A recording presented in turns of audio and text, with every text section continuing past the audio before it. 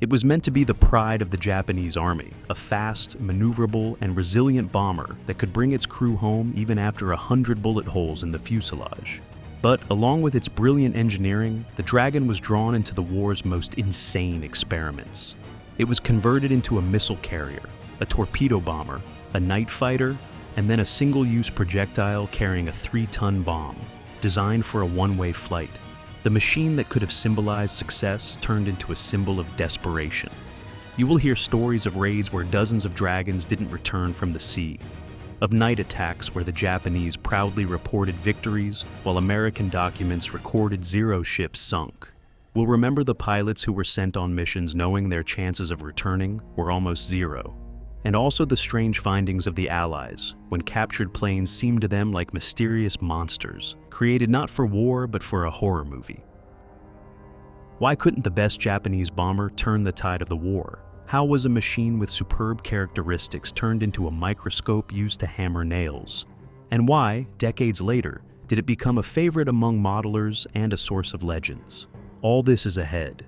In early 1941, the Army Command presented Japanese aircraft factories with a task that immediately showed its teeth. A new bomber was required, not just a replacement for the aging Mu-49, but a machine capable of becoming the foundation for future campaigns. On paper, it looked like a usual competition.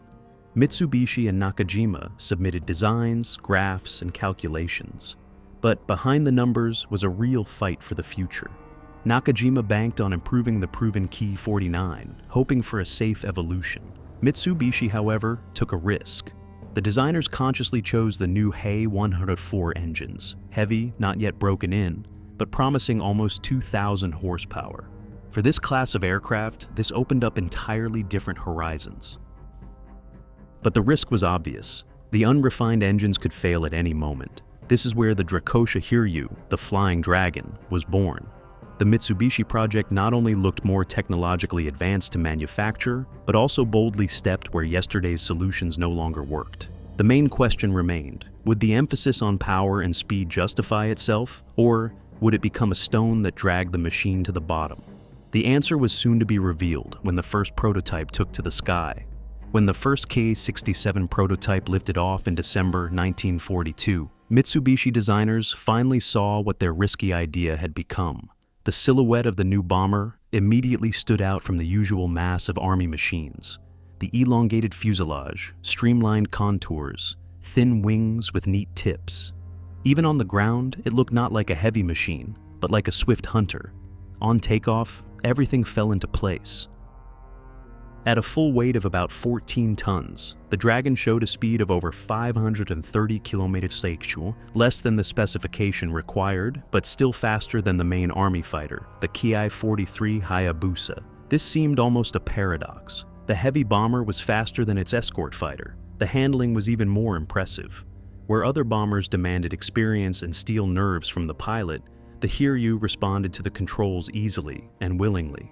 Test pilots noted that it handled almost like a large fighter, responsive, maneuverable, and predictable.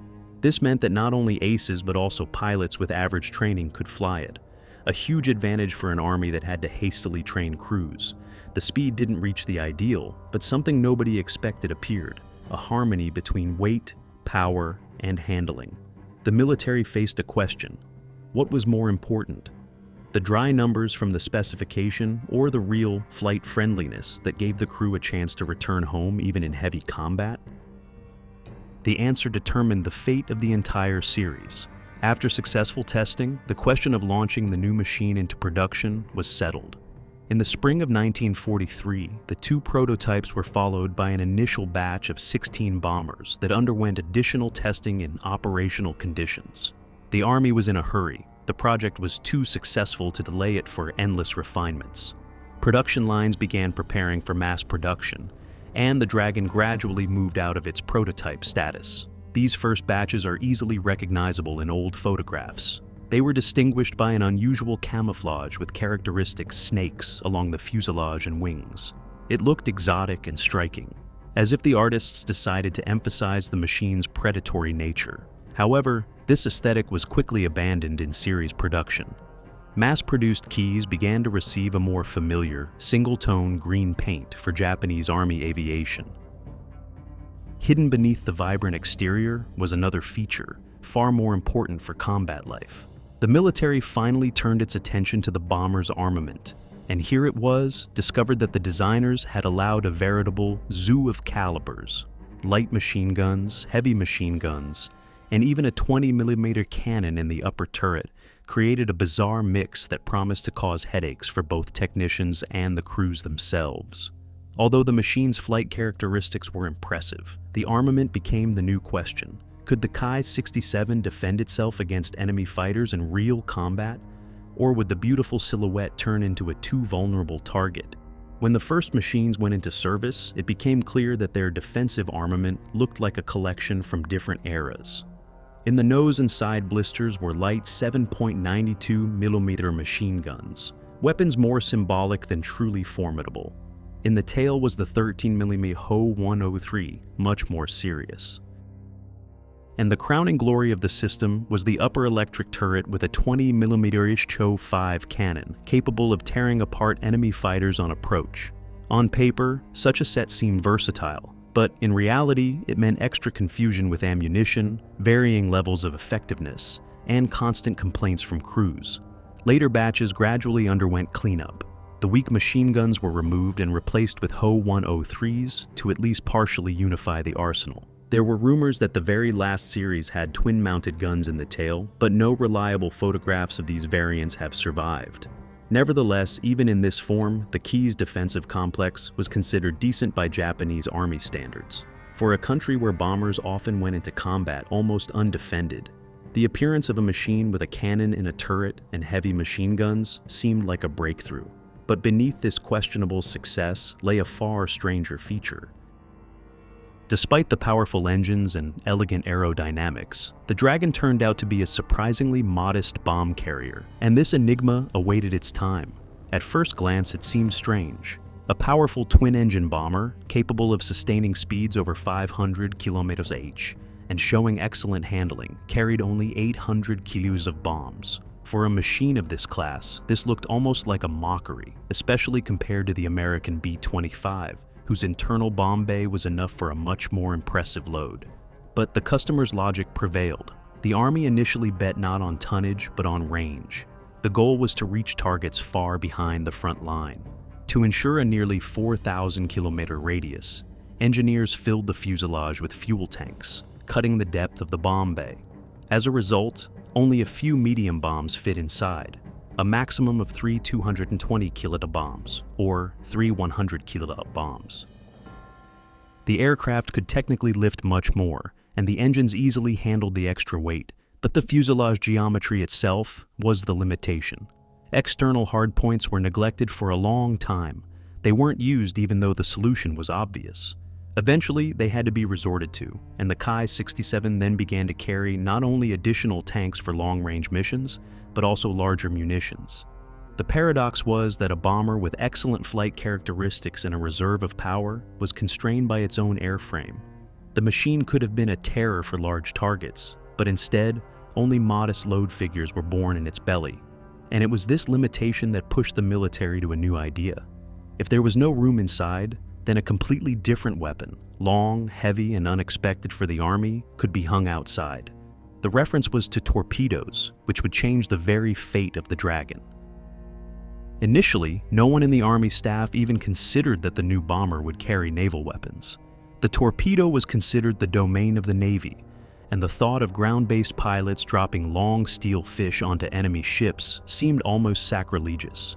But the reality of war quickly brought things into focus. The American fleet was growing like an avalanche, and the threat from its formations became increasingly evident. The Army needed a means of combat, and the choice fell on the Ki-67. The problem was that a torpedo simply would not fit inside the short bomb bay. The solution found was simple and crude: external suspension. Thus, the Dragon gained a new operational profile. Tests were conducted at the Navy base in Yokosuka, attended by naval specialists. It was there that it became clear that the unusual maneuverability of the Ki-67 made it an extremely successful torpedo bomber.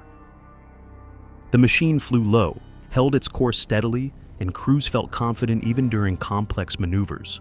The results were so impressive that an order was immediately placed. 100 aircraft were to receive suspension points for torpedoes. The concept seemed almost elegant. The formation of special units that would break through to American carrier groups at night and hit them with surprise salvos. Under the daylight dominance of carrier-based aviation, the bet was on darkness and stealth. On paper, everything looked bold. The combination of speed, range, and accuracy was supposed to compensate for the lack of experience of the Army crews. But while engineers installed the suspension points and staff officers drew arrows of attacking groups on maps, the enemy was already actively equipping their ships with new technology: radars, searchlights, and anti-aircraft systems with radio proximity fuses.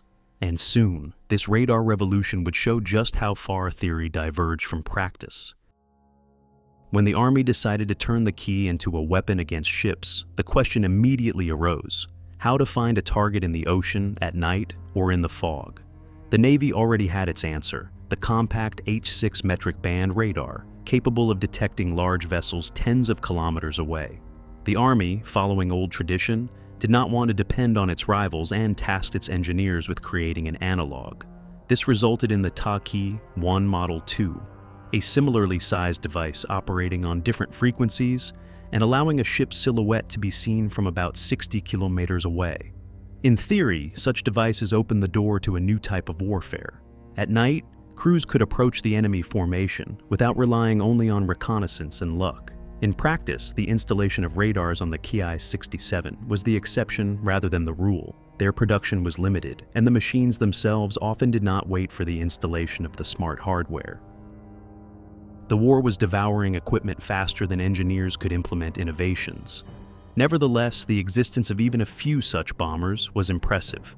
The Dragon with a radar was transformed into a seeker, capable of leading an entire strike group. The staff had the idea to use them not only as scouts for torpedo attacks, but also as night interceptors against enemy bombers. But the Army was not going to stop there. If a radar could be installed on a bomber, why not hang an even more futuristic weapon under it? In 1944, the U-series guided anti-ship missiles began testing on the Ki-67. This was a true claim to the high technology of its time, and it seemed the Japanese designers had found the key to the future. In 1944, one Ki-67, receiving the tail number 220, was turned into a flying laboratory for entirely new weapons. Missiles were suspended under its wings, the Japanese answer to German experiments with guided munitions. The first, the Ki-147, weighed about 1.4 tons and carried a powerful warhead, accelerating up to 550 km/h. The second, the Ki-148, was lighter but faster, over 600 km/h, and much more convenient to operate.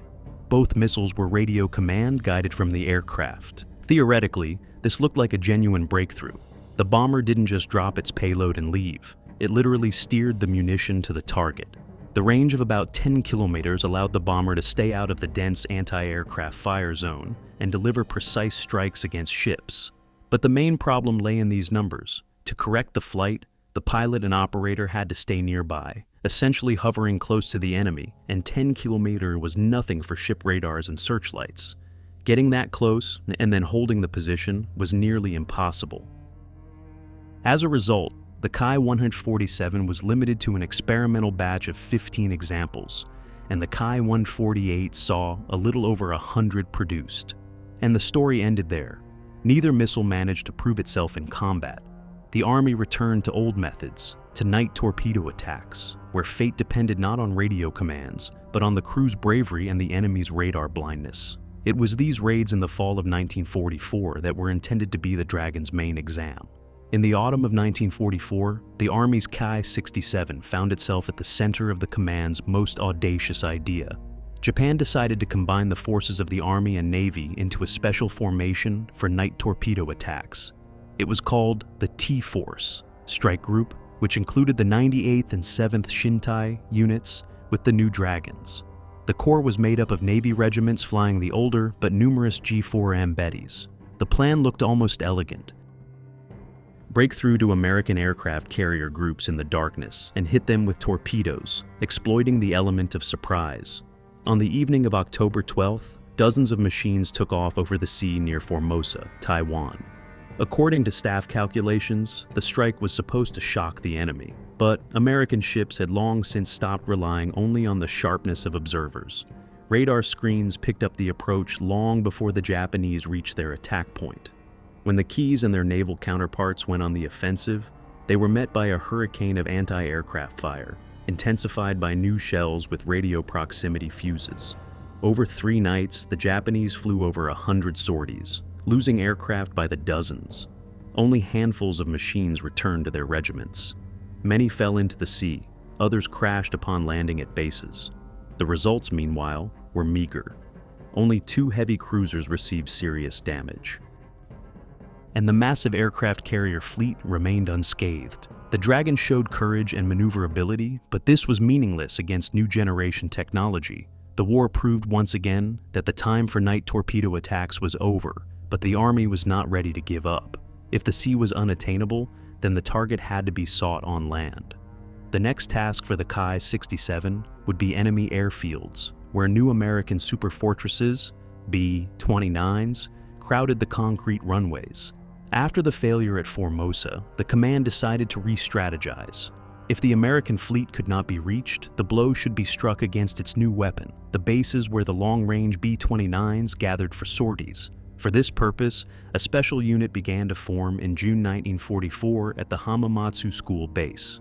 Instructors and experienced pilots formed the second separate group. A little later, it grew into the 110th Regiment, entrusted with a task of special importance: night raids on Saipan and Tinian, where superfortress airfields had just appeared. The first sorties began in November. Ki-67 crews took off into the night sky to burst onto the concrete runways of the Mariana Islands by dawn. Where the Americans were preparing dozens of giant bombers for raids, the Japanese dropped their bombs directly onto the parking areas. In 2 months of such raids, 11 B-29s were destroyed on the ground. Dozens were damaged. The explosions disrupted the schedule for raids on Tokyo, and American reports, for the first time, included lines about serious losses on the ground. The question of who inflicted the most damage, the Army Dragons or the Naval Zeros with suspended bombs, still causes controversy. Some sources indicate that the Ki-67s achieved confirmed hits, while others give the advantage to the Navy. But regardless of whose role was primary, the effect of the surprise attacks was palpable. The Americans were not going to tolerate this for long. Already in November, massive B-29 raids began on Iwo Jima, where the Japanese strike groups were based. The attacks intensified in December, and on February 19, 1945, the issue was closed permanently. Marines landed on the island. The airfields from which the Kis flew were in enemy hands. For the Dragon, only one last role remained, a last resort, where the bomber was transformed into a single-use special-purpose weapon. When it became clear that the front was collapsing and the American pressure could not be stopped, an idea emerged in the Army staff to use the Ki-67 in a role that had previously been avoided even in conversation. This is how the single-use Dragons were born. The first variant was the Ki-67 Kai, nicknamed Fugaku. Its front and rear sections were covered with plywood. The armament was removed, a minimal crew of 3 was left, and it was loaded inside with 2 800 kg bombs. In essence, it was a large flying missile, capable of traveling far and striking at the heart of the enemy grouping. But the Ki-167 project looked even more fantastical. Behind the cockpit, a huge Sakura-dan thermite warhead was installed, a hemisphere weighing almost 3 tons and with a diameter of more than 1.5 meters. From the side, it resembled something out of a monster movie rather than a real aircraft. The idea seemed simple: fly up to a cluster of ships and turn into a giant torch capable of burning everything around. It is unclear exactly how many of these machines were actually built. Some sources speak of a few dozen Ki-67 Kai. Others claim that the Ki-167 existed only in single examples. In any case, there is no evidence of their mass use. The Americans, inspecting a captured Fugaku in the Philippines, initially mistook it for a reconnaissance aircraft, and upon learning its true purpose, were frankly shocked. For them, the very idea of spending a complex and expensive bomber on a single flight seemed a symbol of desperation. Thus, the Ki-67 in its special purpose variants became an example of how expensive and refined weaponry was turned into a crude tool used to try and hammer a nail. But were such experiments more than just a symbol? To understand this, one must turn to the real episodes of the Dragon's deployment in Southeast Asia and the Philippines. Even as the front situation rapidly deteriorated, the Ki-67 continued to appear in unexpected episodes across the theater of operations. In January 1945, a unit with the resounding name Eternal Shield of the Emperor No. 2 was formed in Singapore. Its task was to strike the British fleet off the coast of Sumatra. The sortie took place on January 24th, and several Dragons indeed almost reached the aircraft carriers. But at the last moment, they were met by a curtain of fire, and they fell short of the target by mere kilometers. Losses were heavy, including the group commander, Major Kato, and the result was nil. A little earlier, on January 10th, Ki-67s made their mark in Lingayen Gulf. One damaged bomber clipped the American escort destroyer Leroy Wilson, causing a fire and the death of several sailors. 2 days later, another crew directed their machine at the transport Kyle V. Johnson. The impact claimed the lives of over 100 soldiers, but the huge Liberty-type transport still remained afloat. These attacks entered the chronicle as examples of selflessness, but not as decisive strikes. The last major attempt occurred on June 25th of the same year.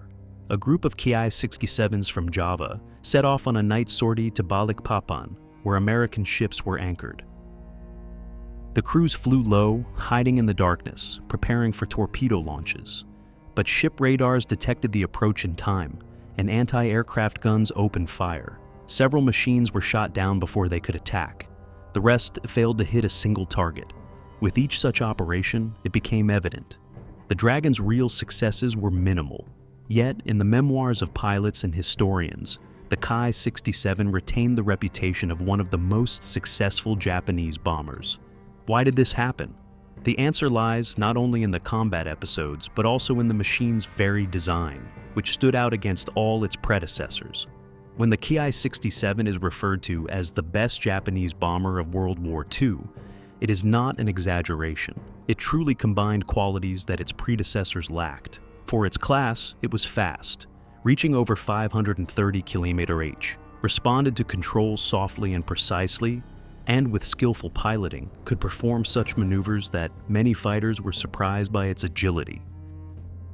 Stories circulated in the regiments about machines returning to base after raids literally riddled with hits. One Dragon once brought home 130 bullet holes and still remained operational. The range of up to 4,000 kilometers allowed it to operate where other bombers simply couldn't reach. But all these virtues turned out to be not the weapon that could turn the tide of the war. In an era when the decks of American aircraft carriers and carrier-based fighters controlled the sky, and radars and anti-aircraft guns with radio proximity fuses covered the sea, the classic torpedo attack turned into suicide. Night raids demanded elite pilot training, which the Army no longer had. Instructors became fewer, and experience was lost with every sortie. Even the bravest tactical ideas were shattered by strategic reality. The industrial advantage and technical superiority of the enemy. Germany drew a different conclusion. By the middle of the war, the production of medium bombers was curtailed as unpromising. Japan, however, followed the samurai path, continuing to build the Ki-67, throwing them into battle again and again, hoping for a miracle. And although the Dragon proved its reliability and fighting spirit, ultimately, it became a symbol of unfulfilled hopes.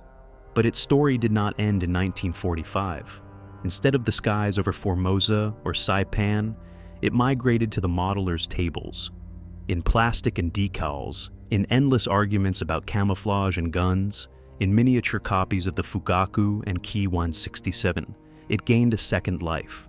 Where the war ended, a new existence began, and the Dragon continued to fly in the memory and passion of those who sought in it not only a machine of war, but also the beauty of engineering boldness. When the flames of war long subsided, the Ki-67 found a strange second life, no longer in the sky, but in model kits. For enthusiasts of scale modeling, it became one of the most recognizable Japanese bombers, and every company tried to offer its version of the Dragon. Hasegawa brought it to the market in 1/72 scale in the late 90s, and the set immediately became a hit. Over a quarter of a century, it has seen dozens of re-releases: the classic bomber, the torpedo bomber, the Ki-67 with Ego missiles, and even the heavy fighter Ki-109. The kit's strong points were its accurate detailing and precise geometry, but the weak spots were also obvious. Strange bomb bay doors for the torpedo versions, rather crude Taki-1 radar antennae, and the bomb load was limited to a couple of Ta-Dan air-to-air rockets. Nevertheless, for most modelers, it was the benchmark to which they returned again and again. Ari's history is quite different. Their model dates back to the 1960s when the LS company released the Ki-67 in 1/75 scale, but honestly wrote 1/72 on the box. The plastic remained the same, but the marketing did its job. This kit was produced for decades, and although the entire fuselage was covered in cucumber rivets, exaggerated panel lines, and the scale was questionable, its availability and price made it a favorite among beginners. Even today, the old Ari can be found on shelves, and it uniquely preserves the atmosphere of the early steps of Japanese modeling. Aftermarket sets played a special role. Photo-etched parts from Eduard, radar antennae from Rising Decals, resin machine guns, and canopy masks. Thanks to them, modelers began to create versions that may never have existed in reality. This is how legends were born, about twin-mounted tail machine guns, about the missile carrier 220, or about unique camouflages with fantastical patterns. The fantasy at the intersection of documentation and hobby fueled interest in the machine, turning the Ki-67 into a symbol not only of history, but also a myth of creativity. And perhaps this is what makes it special. The Dragon was indeed an outstanding design, fast, resilient, and beautiful. But it appeared too late when the outcome of the war was already decided. Its failures on the front only underscore the power of the technology opposing it and the scale of the time in which it was born. Perhaps this is why the fate of this machine is still captivating. It holds both the brilliance of engineering thought and the bitterness of unfulfilled hopes.